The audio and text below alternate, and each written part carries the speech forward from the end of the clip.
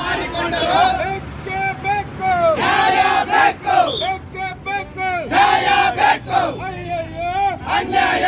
ಅಯ್ಯಯ್ಯೋ ಅನ್ಯಾಯ ಸರ್ಕಾರಿ ಜಾಗವನ್ನು ಮಾರಿಕೊಂಡಿರುವ ಪಟ್ಟಣ ಪಂಚಾಯಿತಿ ಅಧಿಕಾರಿಗಳಿಗೆ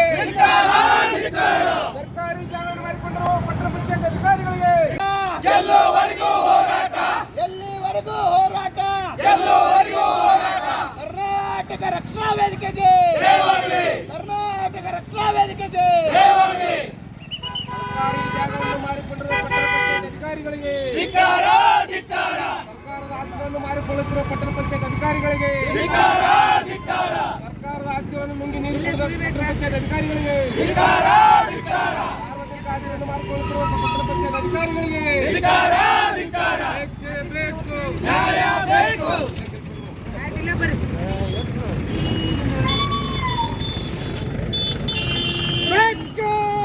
ಮಾರಿಕೊಂಡರು ಉದ್ಯಾನವನ್ನು ಮಾರಿಕೊಂಡರು ನ್ಯಾಯ ಬೇಕು ಅಯ್ಯಯ್ಯೋ ಸುಮಾರು 1998ರಿಂದ 2025ರವರೆಗೆ ಅಂದರೆ ಅಮೀನ್ಗಡ ಗ್ರಾಮ ಪಂಚಾಯಿತಿಯಿಂದ ಹಿಡ್ಕೊಂಡು ಅಮೀನ್ಗಡ ಪಟ್ಟಣ ಪಂಚಾಯಿತಿ ಆದಾಗಿನಿಂದಲೂ ಕೂಡ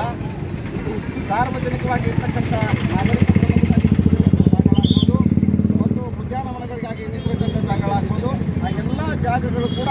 ಇಲ್ಲಿ ಅದರಲ್ಲಿ ಕೆಲವೊಂದಿಷ್ಟು ಮಾತ್ರ ಸದ್ಯಕ್ಕೆ ಹೆಸರಿಗಿದ್ದಾವೆ, ಇನ್ನೊಂದಿಷ್ಟು ಕೇವಲ ದಾಖಲೆಯಲ್ಲಿ ಮಾತ್ರ ಇದ್ದಾವೆ, ಇನ್ನೊಂದಿಷ್ಟು ಪ್ರಭಾವಿ ವ್ಯಕ್ತಿಗಳ ಪಾಲಾಗಿವೆ ಅನ್ನೋದು ಕೂಡ ನಮಗೆ ಗೊತ್ತಾಗಿದ್ದು ಮತ್ತು ಅಂಥ ಜಾಗಗಳನ್ನು ಇಲ್ಲಿ ಬಂದಂಥ ಅಧಿಕಾರಿಗಳು ಸುಮ್ಮನೆ ಅದನ್ನು ನೋಡ್ಕೊಂಡು ಕೂತ್ಕೊಂಡಿದ್ದಾರಾ ಅಥವಾ ಅದ್ರ ಮೇಲೆ ಏನಾದರೂ ಕ್ರಮವನ್ನು ನಿಲ್ಲಿಸ್ತಕ್ಕಂಥ ಕೆಲಸವನ್ನು ಮಾಡಿದಾರಾ, ಅದನ್ನು ಕೂಡ ಏನು ಮಾಡದೆ ಸುಮ್ಮನೆ ಕೂತ್ಕೊಂಡಿದ್ದಾರಾ ಅಥವಾ ನಮ್ಮ ಕರ್ನಾಟಕ ರಕ್ಷಣೆ ಇಲ್ಲಿ ರಕ್ಷಣಾ ವೇದಿಕೆನೇ ಇಲ್ಲಿ ಬಂದು ಎಚ್ಚರಿಕೆ ವಹಿಸಿ ಅದನ್ನು ತಮಗೆ ತಿಳಿಸಬೇಕಾದಂಥ ಕೆಲಸವನ್ನು ಇವತ್ತು ನಾವು ಮಾಡಬೇಕಾಗಿದೆಯಾ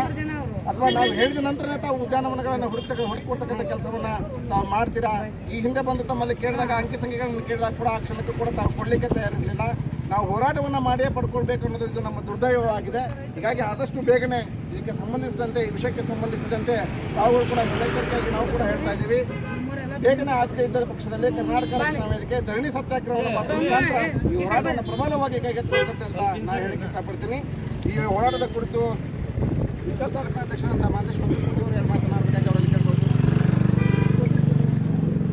ಕರ್ನಾಟಕ ರಕ್ಷಣಾ ವೇದಿಕೆಯ ಜಿಲ್ಲಾಧ್ಯಕ್ಷರಾದಂಥ ಗುರುರಾಜ್ ಗರ್ಗಂತಿ ಅವರು ಹಾಗೂ ಗುರು ಮತಕ್ಷೇತ್ರದ ಅಧ್ಯಕ್ಷರು ಹಾಗೂ ಗುರುಗಳಾದಂತಹ ವಕೀಲರು ಆದಂತಹ ರಂಜಾನ್ ನದಾಫ್ ಅವರೇ, ಹಾಗೆ ಹುಣಗುಂದ ತಾಲೂಕಿನ ಅಧ್ಯಕ್ಷರಾದಂತಹ ವಾಡ್ಕೇರ್ ಅವರೇ, ವಿಕಲ್ ನಗರದ ಅಧ್ಯಕ್ಷರಾದಂಥ ಅಶೋಕ್ ಪೂಜಾರಿ ಅವರೇ, ಹಾಗೆ ಬಾಗಲಕೋಟೆ ತಾಲೂಕಿನ ಅಧ್ಯಕ್ಷರಾದಂತಹ ಬಸವರಾಜ್ ಅಮ್ಗೇರ್ ಅವರೇ, ಆ ಜಿಲ್ಲೆಯ ಬಾಗಲಕೋಟೆ ಜಿಲ್ಲೆಯ ಪ್ರಧಾನ ಕಾರ್ಯದರ್ಶಿಯಾದಂಥ ಸಂಭು ಅವರೇ ಹಾಗೂ ವ್ಯಾಪಾರಿ ಅವರೇ ಹಾಗೂ ನನ್ನ ಎಲ್ಲ ಪ್ರೀತಿಯ ಕಾರ್ಯಕರ್ತರು, ದುರ್ದೈವ ಅನ್ಬೋದಿದೆ ನಾನು ಈ ಹೋರಾಟ ಇವತ್ತು. ಯಾಕಂದರೆ ಇವತ್ತು ವಯಸ್ಸಾದವರಿಂದ ಹಿಡಿದು ಸಣ್ಣ ಮಕ್ಕಳವರೆಗೂ ಒಂದು ಯಾವುದೇ ಒಂದು ಲೇಔಟ್ ಮಾಡಲಿ, ಆ ಲೇಔಟಿಗೆ ಆಮೇಲೆ ಆ ಸ್ಥಳೀಯವಾಗಿ ಒಂದು ಒಳ್ಳೆಯ ವಾತಾವರಣ ಇರಲಿ ಅನ್ನೋದು ಉದ್ದೇಶಕ್ಕೋಸ್ಕರ ಸರ್ಕಾರ ಪ್ರತಿಯೊಂದು ಲೇಔಟಿಗೂ ಕೂಡ ಒಂದು ಗಾರ್ಡನ್ನು ಅದು ಒಂದು ಉದ್ಯಾನ. ಆದರೆ ಅಮೀನ್ಗಡದ ಪಟ್ಟಣ ಪಂಚಾಯಿತಿಯವರು ಏನು ಮಾಡ್ಯಾರ, ಪ್ರಕೃತಿ ನಾಲ್ಗಿ ರುಚಿಗೆಗೋಸ್ಕರ ಬದ್ದೇರಿ ಮಾರೇನೋದು ಗೊತ್ತಾಗವಲ್ದು ಅಥವಾ ಪ್ರಭಾವಿ ವ್ಯಕ್ತಿಗಳ ತಮ್ಮವರಲ್ಲಿ ಏನು ಪ್ರಭಾವಿತರಾಗಿ ಅವ್ರಿಗೆ ಕೊಟ್ಟರೆ ಅನ್ನೋದು ಗೊತ್ತಾಗವಲ್ದು. ಉದ್ಯಾನವನ ಯಾವ ಕಾರಣಕ್ಕೋಸ್ಕರ ಮಾಡ್ತೀವಿ ನಾವು? ಆ ಜಾಗೆಯಲ್ಲಿ ಆ